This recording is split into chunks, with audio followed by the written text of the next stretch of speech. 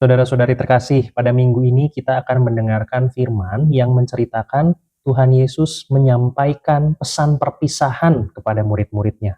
Nah, memangnya Tuhan Yesus mau pergi kemana? Untuk mengetahui jawabannya, mari kita mengintip sabda yang akan kita dengarkan pada Minggu Paskah yang ke-6, minggu ini, dalam Insap Intip Sabda bersama dengan Frater Revi. Mari saudara-saudari kita membuka Yohanes 14, ayat 15 sampai 21.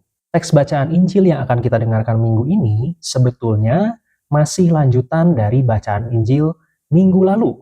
Ini adalah bagian dari pesan perpisahan atau amanat perpisahan Tuhan Yesus. Yang dimaksud dengan perpisahan di sini adalah perpisahan secara fisik di dunia. Mengapa? Karena Tuhan Yesus pada saatnya akan naik ke surga. Dan minggu lalu kita sudah membahas kenapa Tuhan Yesus naik ke surga. Kenapa kok Tuhan Yesus tidak terus-menerus saja menetap di dunia bersama-sama dengan kita. Kalau Anda mau tahu jawaban atas pertanyaan itu, silakan Anda menonton Insap edisi minggu lalu. Untuk memahami Yohanes 14, kita perlu memahami dulu isi Yohanes 13. Dalam Yohanes 13, Tuhan Yesus berkata bahwa Dia akan meninggalkan para murid. Dan pernyataan itu membuat para murid bingung. Sekarang mari kita bahas bacaan Injil untuk minggu ini. Ayat 15. Jikalau kamu mengasihi aku, kamu akan menuruti segala perintahku. Perhatikan kalimatnya saudara-saudari. Jikalau kamu mengasihi aku, kamu akan menuruti segala perintahku. Artinya, Tuhan Yesus tidak meminta kita untuk mengikuti perintahnya atas dasar ketakutan, tapi atas dasar kasih. Artinya mengikuti perintah Tuhan Yesus itu karena kita mengasihi Tuhan Yesus. Saya mengikuti perintah Tuhan Yesus karena saya takut kualat, karena saya takut kena bencana, karena saya takut kena musibah. Bukan itu yang diharapkan oleh Tuhan Yesus. Bayangkan, kalau kita mengasihi seseorang, mencintai seseorang, kita ingin melakukan apa yang menyenangkan hatinya. Nah sama, kita mengasihi Tuhan Yesus, dan cara kita mengungkapkan kasih itu adalah dengan mengikuti segala perintahnya.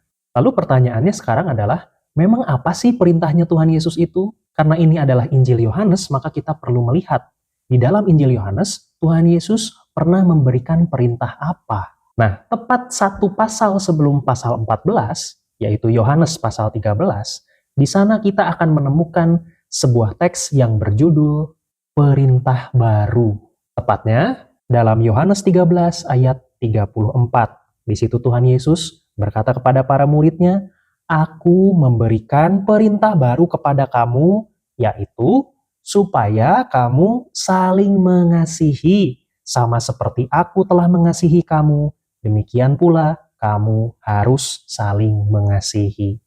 Maka sekarang terjawablah pertanyaan, emang perintah Yesus itu apa? Jawabannya adalah perintah untuk saling mengasihi. Saling mengasihinya tuh bagaimana sih? Seperti Tuhan Yesus sudah mengasihi kita. Caranya Tuhan Yesus mengasihi kita, hendaknya kita terapkan juga untuk mengasihi sesama kita. Ayat 16. Aku akan minta kepada Bapa, dan Ia akan memberikan kepadamu seorang penolong yang lain, supaya Ia menyertai kamu selama-lamanya. Ingat bahwa ini adalah pesan perpisahan. Di dalam pesan perpisahannya Tuhan Yesus berkata, Aku akan minta kepada Bapa dan Ia akan memberikan kepadamu seorang penolong yang lain. Dalam teks aslinya, yaitu teks bahasa Yunani, penolong yang lain ini disebut sebagai alos parakletos. Alos itu berarti yang lain, tetapi yang lainnya itu jenisnya sama. Sementara parakletos itu bisa diterjemahkan sebagai penolong, tetapi sebetulnya lebih kaya dari itu maknanya. Parakletos itu bisa berarti penghibur, bisa berarti pembela, bisa juga berarti penasihat.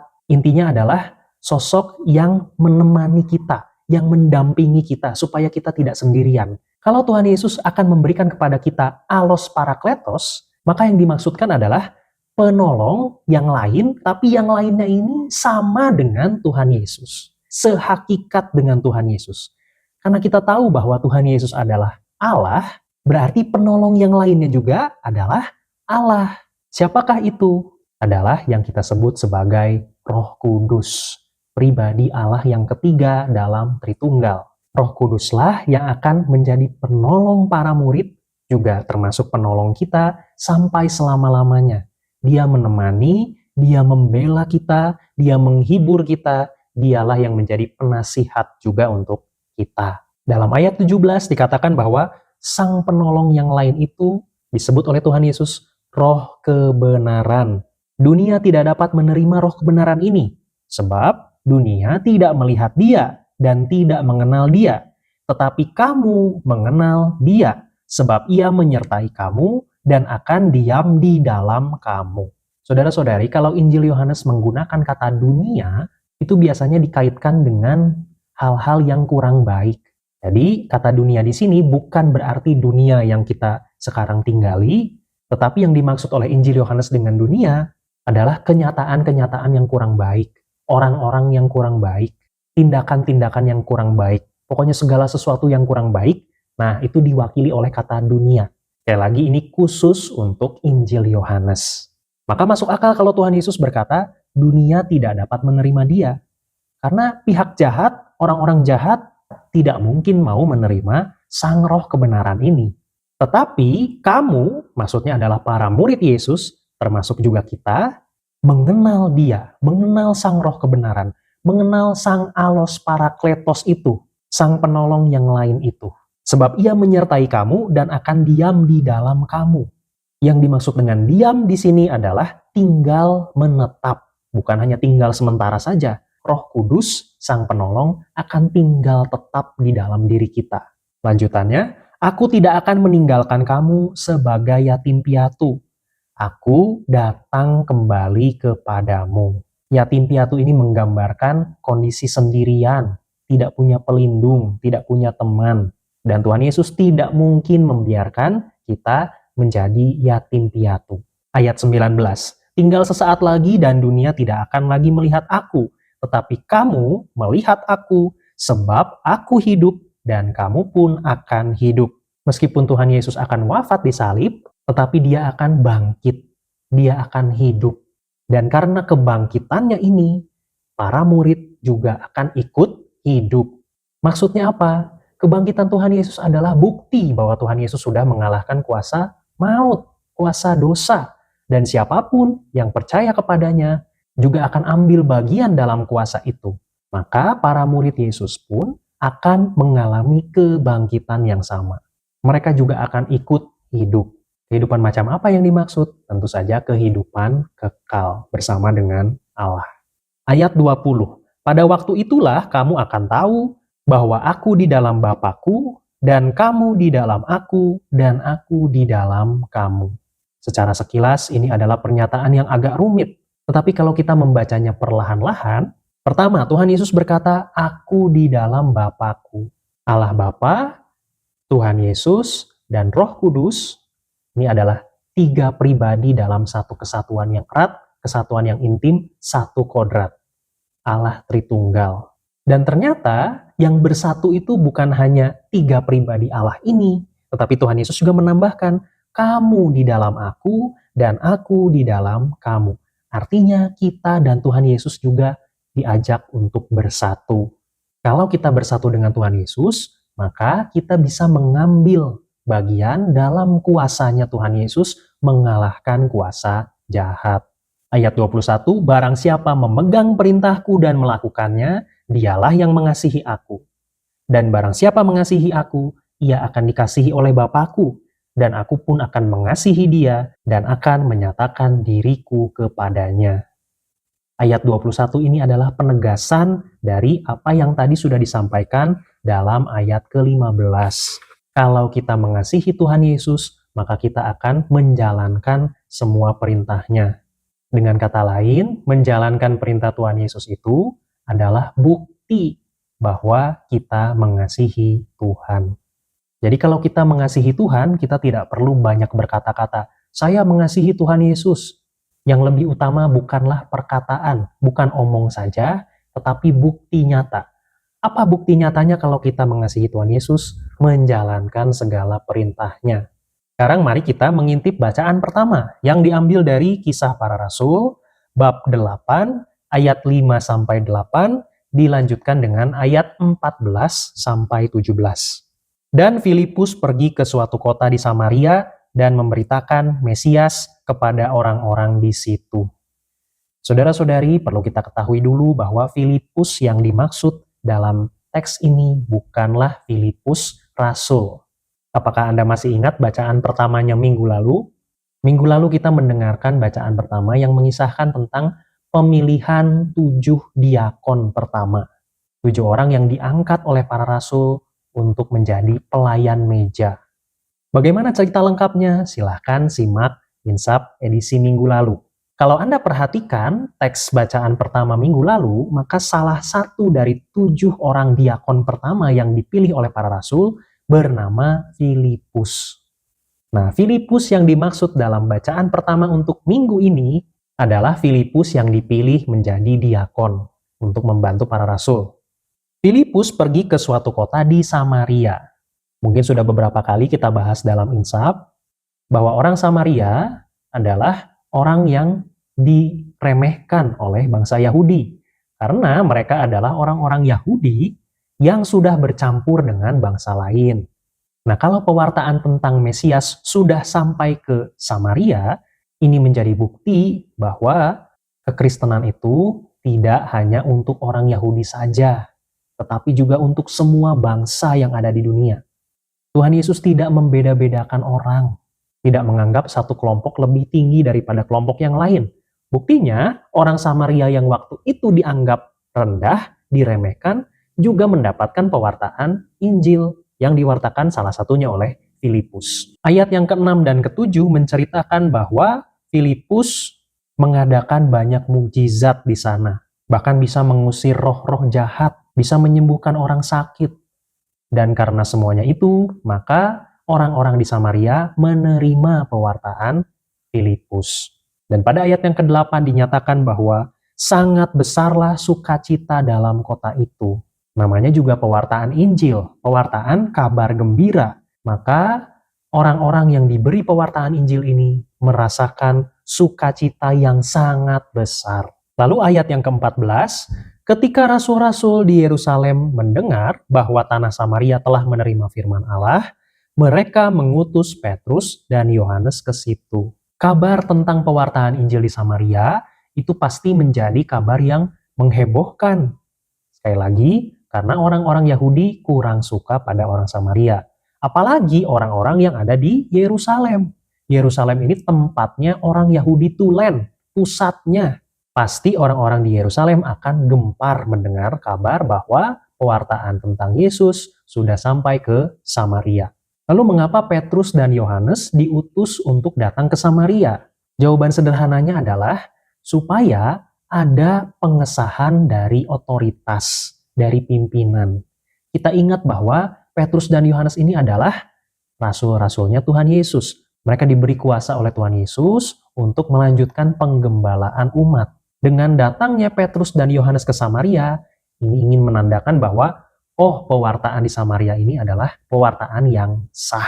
Kalau mau disimpulkan, teks bacaan pertama ini ingin menunjukkan kepada kita bagaimana perjuangan gereja pada masa awal untuk menyatukan bangsa-bangsa yang dalam tanda kutip agak berkonflik. Ternyata pewartaan Injil bisa menyatukan bangsa-bangsa yang sebelumnya berkonflik. Sekarang mari kita lanjut ke bacaan kedua yang diambil dari 1 Petrus bab 3 ayat 15 sampai 18. Tetapi kuduskanlah Kristus di dalam hatimu sebagai Tuhan.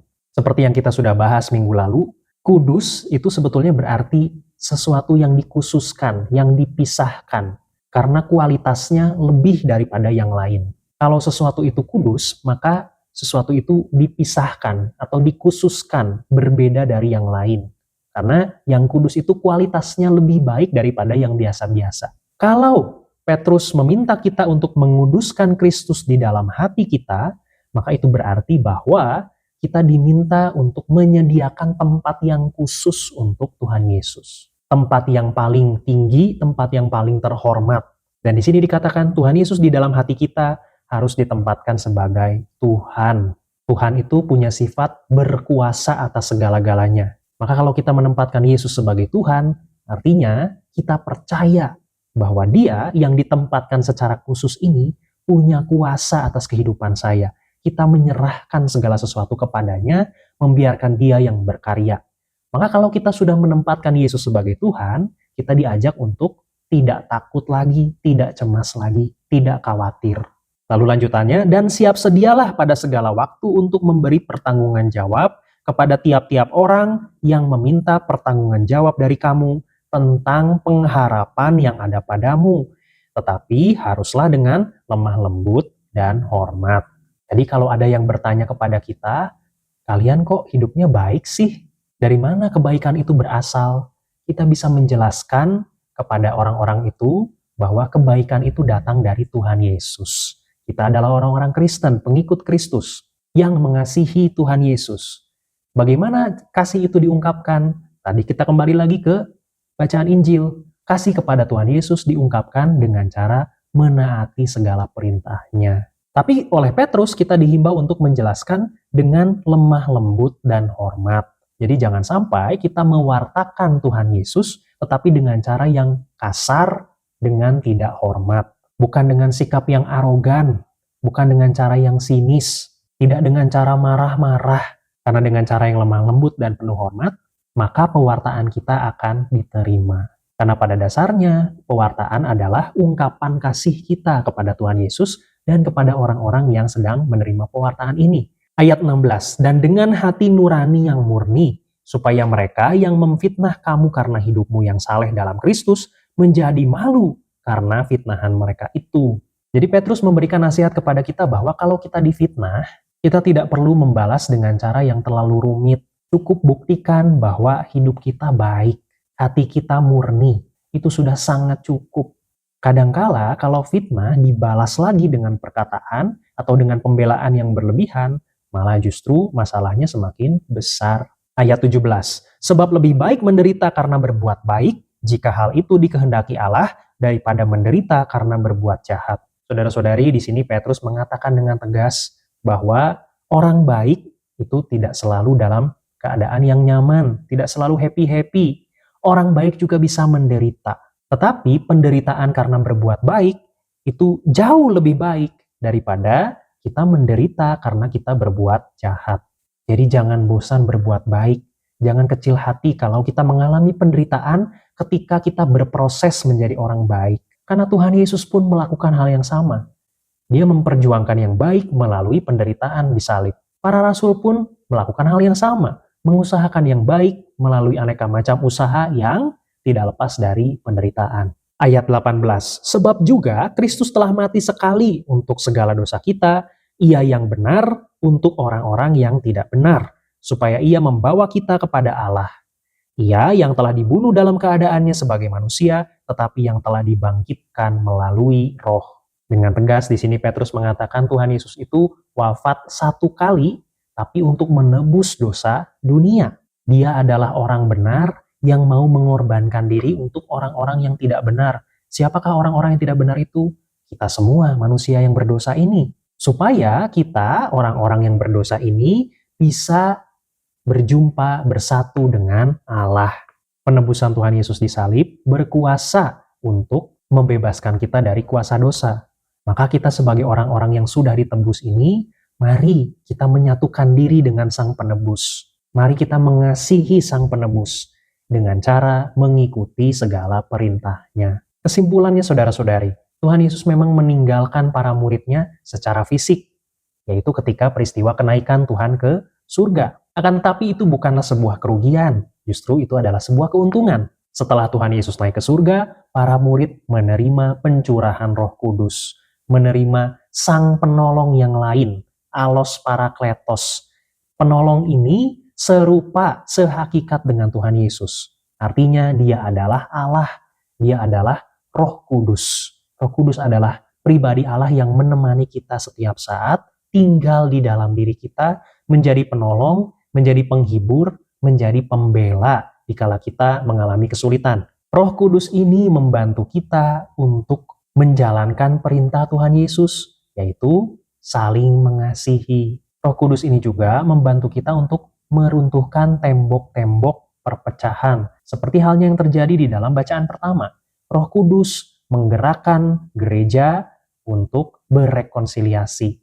antara bangsa Yahudi dan orang Samaria disatukan di dalam persekutuan jemaat Kristen. Roh Kudus ini juga yang memampukan kita untuk bertahan dalam kehidupan kita sehari-hari. Kalau kita mengalami penderitaan atau kalau kita mengalami fitnah, maka Roh Kudus ini juga yang memampukan kita untuk bertahan. Jangan berkecil hati kalau mengalami penderitaan untuk sesuatu yang baik. Yang perlu kita lakukan adalah hidup dengan sebaik-baiknya secara konsisten, mengikuti perintahnya Tuhan Yesus karena kita tahu kita mengasihi Dia.